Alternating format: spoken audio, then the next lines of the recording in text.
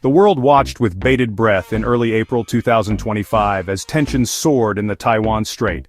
China, in a dramatic display of military might, launched large-scale exercises around Taiwan. These exercises, involving warships, fighter jets, and simulated strikes, were a stark reminder of China's claim over the self-governing island. The move sent shockwaves through the region and beyond, raising fears of a potential conflict that could draw in global powers. The exercises were not merely a show of force, they were a calculated message, a demonstration of China's growing impatience and a warning to Taiwan and its allies. This escalation, while alarming, was not entirely unexpected. The relationship between China and Taiwan has long been a powder keg in the region. China views Taiwan as a breakaway province, a relic of its tumultuous past, and has vowed to reunify the island with the mainland, by force if necessary. Taiwan, on the other hand, maintains its de facto independence, fiercely protective of its democratic way of life. This delicate balance, maintained for decades, has become increasingly fragile in recent years. The immediate trigger for China's latest military exercises was a seemingly innocuous meeting, thousands of miles away. Taiwanese President Tsai Ing-wen, on her way back from a diplomatic visit to Latin America, made a stopover in California. While there, she met with U.S. House Speaker Kevin McCarthy, a move that infuriated Beijing. China sees any interaction between Taiwan and high-ranking U.S. officials as a direct challenge to its One China principle, the bedrock of its Taiwan policy. The meeting, while largely symbolic, was perceived by Beijing as a dangerous escalation, a move towards formal diplomatic recognition of Taiwan by the United States. China's response was swift and unambiguous: the military exercises. These were not routine drills, they were carefully calibrated to send a message of deterrence, a clear signal of China's resolve to defend its interests, even at the risk of sparking a wider conflict.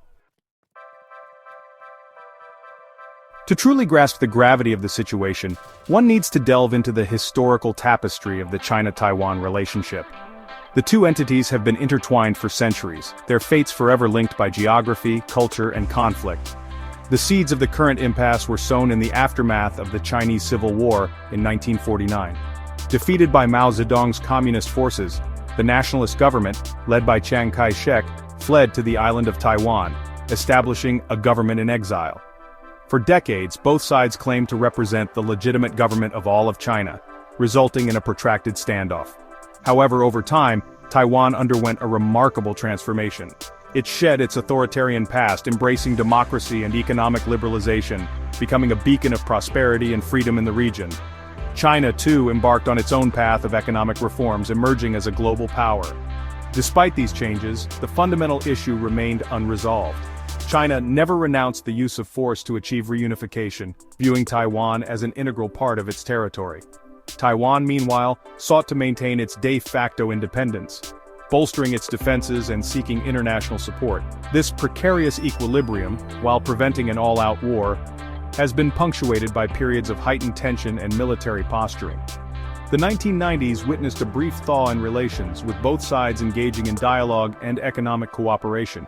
However, the election of pro-independence-leaning Chen Shui-bian as Taiwan's president in 2000 reignited tensions.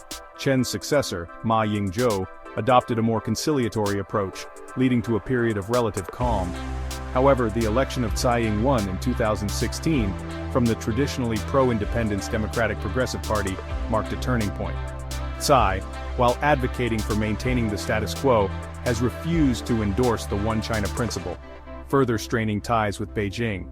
China, under the leadership of Xi Jinping, has adopted a more assertive foreign policy, bolstering its military capabilities and intensifying pressure on Taiwan.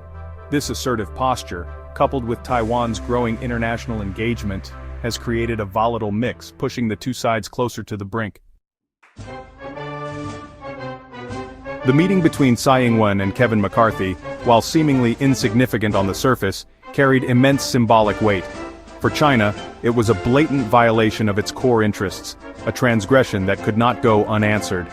The timing of the meeting, coming on the heels of Tsai's visit to Latin America, where she met with several high-profile dignitaries, further fueled Beijing's ire. The U.S., for its part, maintained that the meeting was in line with its long-standing One China policy. The U.S., while formally recognizing the People's Republic of China as the sole legal government of China, has always maintained unofficial relations with Taiwan, providing it with political support and arms sales. This delicate balancing act aimed at preserving peace and stability in the region has become increasingly difficult to maintain. The McCarthy meeting, while not unprecedented, crossed a red line for Beijing. It was seen as a deliberate provocation, a move towards granting Taiwan greater international legitimacy.